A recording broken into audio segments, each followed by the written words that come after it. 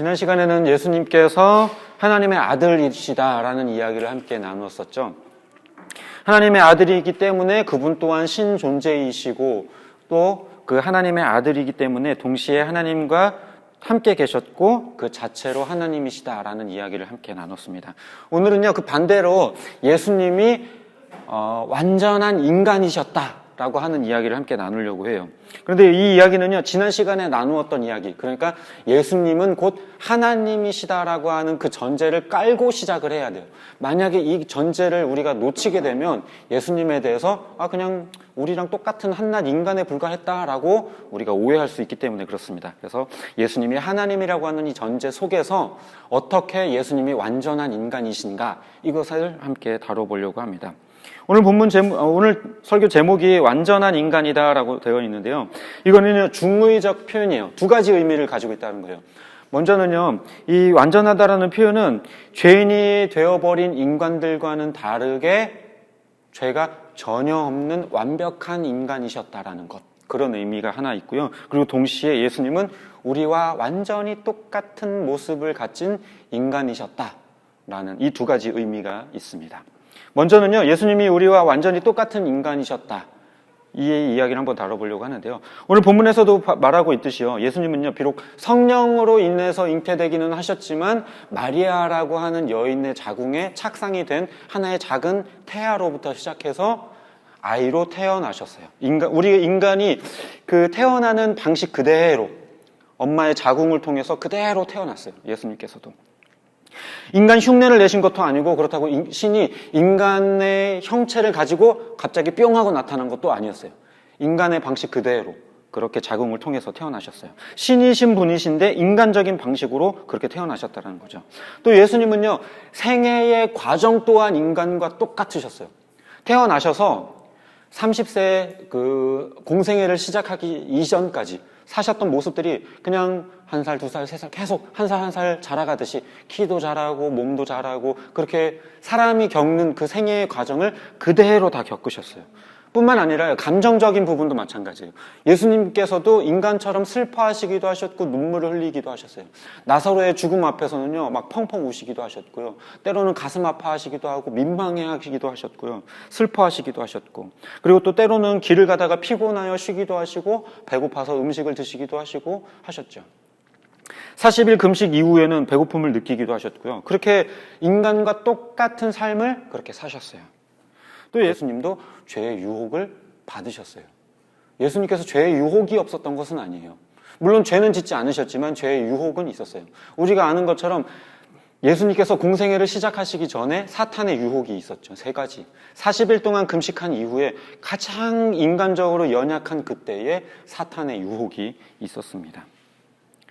이 사실에 대해서요, 히브리서 4장 15절에서는 뭐라고 이야기를 하냐면요, 우리와 똑같이 시험을 받으셨지만 그럼에도 죄는 짓지 않으셨다라고 그렇게 기록을 하고 있습니다. 단 하나의 죄로 짓지 않으신 예수님이셨지만 그렇다고 해서 이 죄의 유혹이 전혀 없었던 것은 아니에요. 평생을 사시는 동안 33세 그 십자가에 달려 죽으시는 그 날까지도 죄의 유혹은 여전히 계속해서 있었어요. 죄의 유혹을 뿌리치셨던 거죠. 그리고 인간이 겪었던 죄의 모든 유혹들과 괴로움과 슬픔과 기쁨과 여러 가지 감정들과 경험들을 다 똑같이 경험하셨습니다. 예수님은 그렇게 인간이 성장하면서 경험하는 일련의 모든 과정들을 다 경험하셨고요. 하나님이 한 분이시지만 그 한 여인의 자궁의 그 태아로부터 시작해서 유아기, 소년기, 청년기를 거쳐서 그렇게 자라가셨습니다. 그런데 생각해 보세요. 그저 인간을 대신하기 위해서, 인간의 죄를 짊어지기 위해서 오실 거라고 한다면 십자가를 지기 바로 직전에 그냥 인간의 몸을 형체를 가지고 뿅 하고 나타나면 되지 않아요? 어차피 우리의 죄를 사하러 왔다면서요. 인류의 죄를 사하기 위해서, 십자가에 지기 위해서 왔다면서요. 그렇다고 하면 그때 와도 되잖아요. 심지어요, 성경에는요, 태어날 때 이후로 아기 때부터 30세가 되기까지, 공생애를 사시기 전까지의 삶은요, 성경에요, 딱 하나의 기록밖에 없어요. 한 번밖에 기록이 안 나요. 다른 데는요, 다른 시기에 다른 어떤 사건에 대해서는요, 예수님의 30년 생활에 대해서 성경에 기록되어 있지 않아요. 그만큼 그 생애가 별로 중요하지 않다는 거죠. 그렇게 중요하지도 않은 30세의 30년간의 그 삶을 뭐하러 사셨을까요?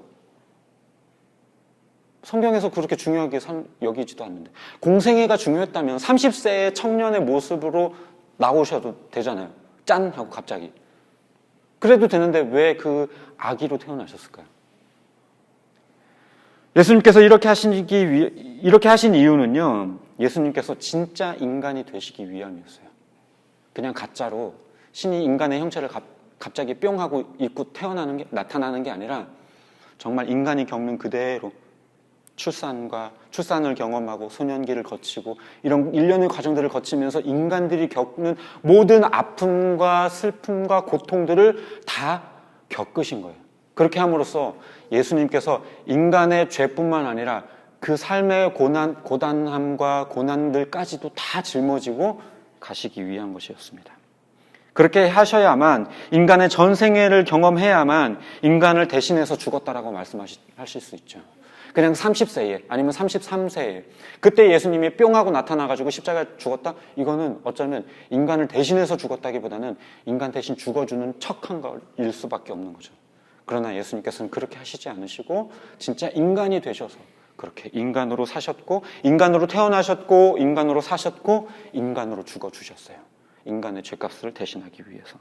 성경에 기록도 안 될 만큼 그렇게 별로 중요하지도 않고 그 30년의 세월 별거 없었음에도 불구하고 그렇게 사신 이유는 우리 때문에 인간이 철저하게 되시고자 하시는 그런 것이었습니다. 이거는요, 마치 정치인들이 선거 때가 되면 어떻게 돼요? 어때요? 후줄근한 옷 딱 입고선, 잠바떼기 딱 입고서는 시장 가가지고 어묵꼬치 하나 먹으면서 아유, 제가 서민을 다 잘 안다고, 서민을 다 이해합니다.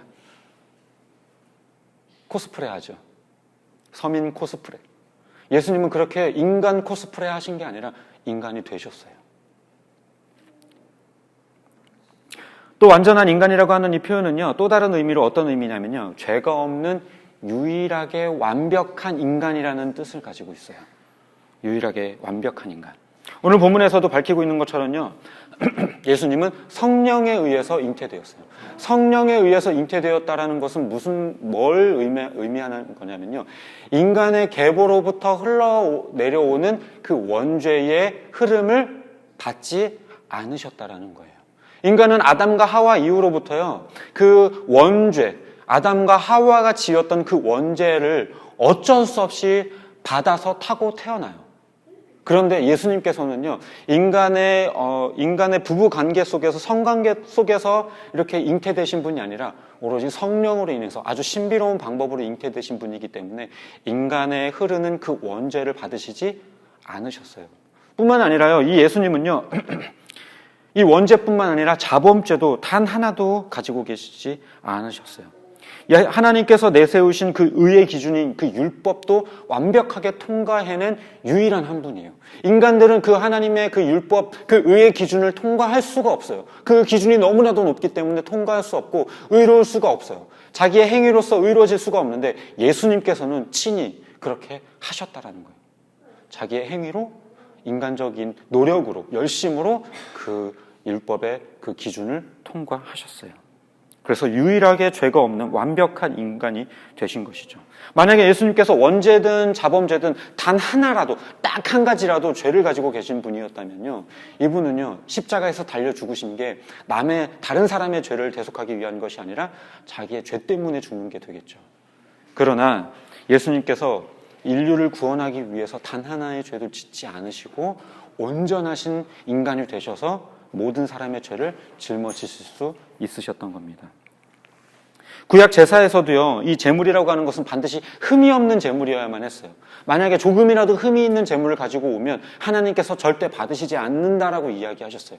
흠이 없는 순전한 양을 가지고 와서 제사를 드려야만 하나님께서는 받으신다라고 하셨거든요. 그런 것처럼 이것은 이 구약 제사라고 하는 것은 예수 그리스도의 죽음에 대한 모형이었기 때문에 흠이 없었다라고 해야 되는 거였죠. 그런 것처럼 예수님이 그렇게 흠이 없는 분이셨다라는 겁니다. 결국 예수님은 하나님께서 구약 제사에 보여주셨던 그 모양 그대로 흠없는 제물이 되어서 죄 있는 자들의 죄를 짊어지고 하나님의 심판대인 그 십자가에 오르셨던 거예요.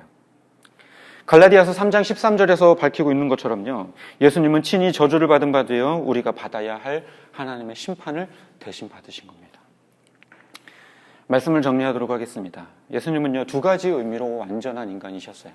첫째는 우리와 똑같은 인간이 되셨다라는 의미로 완전한 인간이셨어요.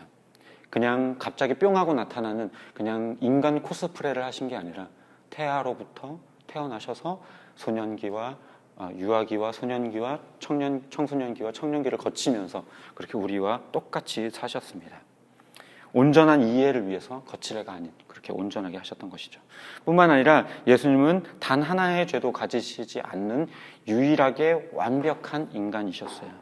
이는 단순히 우리와 비교해서 스스로 숭고함을 유지하기 위해서 내가 그래도 신인데 나는 깨끗하지 이러기 위해서 하신 게 아니라 오히려 우리를 구원하기 위한 그 조건, 단 하나의 조건이 되기 위해서 예수님은 친히 그렇게 하신 거예요. 그렇게 해야만 인간의 죄를 짊어지고 죽을 수 있기 때문에 그 자격을 갖추기 위해서 예수님께서는 친히 그렇게 하셨던 겁니다. 예수님께서 우리의 죄를 대신 짊어지고 십자가에 달리셨다는 건요, 우리가 다 아는 사실이에요. 하지만 예수님께서 왜 인간이 되셔야만 했는가? 성경에 기록되지도 않을 이 30년의 세월을 왜 사셨는가? 왜 아기 예수로 태어나셨는가? 이런 부분에 대해서 우리가 제대로 이해한다면요, 예수님께서 이 땅에 오신 의미와 그리고 예수님께서 십자가에 달려 죽으신 그 죽음의 의미가 우리에게 더 깊게 다가올 수 있게 될 것입니다. 시간과 공간에 구애를 받지 않은 신적인 하나님이신 이 예수님께서 그 시간, 우리 인간의 시간 안으로 들어오셔서 친히 그 가운데에서 죽어주셨다는 것. 인간의 그 한계적인, 제한적인 이 시간 속에서 사셨다가 그렇게 죽으셨다는 것. 그것은 그냥 인간 코스프레를 하신 게 아니라는 것. 그렇기 때문에 그 십자가의 의미가 우리에게 더욱더 큰 것입니다. 그래서 예수님께서 내가 다 안다. 너희가 하루하루 힘겹게 싸우는 싸움 내가 알고 있다. 라고 말씀하실 때 그 위로가 그냥 아까도 말씀드렸던 것처럼 정치인들이 아유 제가 서민 잘 이해합니다. 오뎅꼬치 하나 먹는 정도. 그런 게 아니라 정말 우리들의 삶 깊이까지 정말 몸으로 체득해서 아시는 그 깊이로 우리를 이해한다고 말씀하시는 겁니다. 그렇기 때문에 예수님의 그 위로가 우리에게 진정한 위로가 될 수 있는 것이겠죠. 바라기는 하나님이지만 우리 때문에 철저히 인간이 되신 예수님의 그 절절한 그 마음을 깊이 느끼고 이해해서 그 은혜를 주품 안에서 풍성히 누리는 저와 여러분이 되시기를 주님의 이름으로 축복합니다.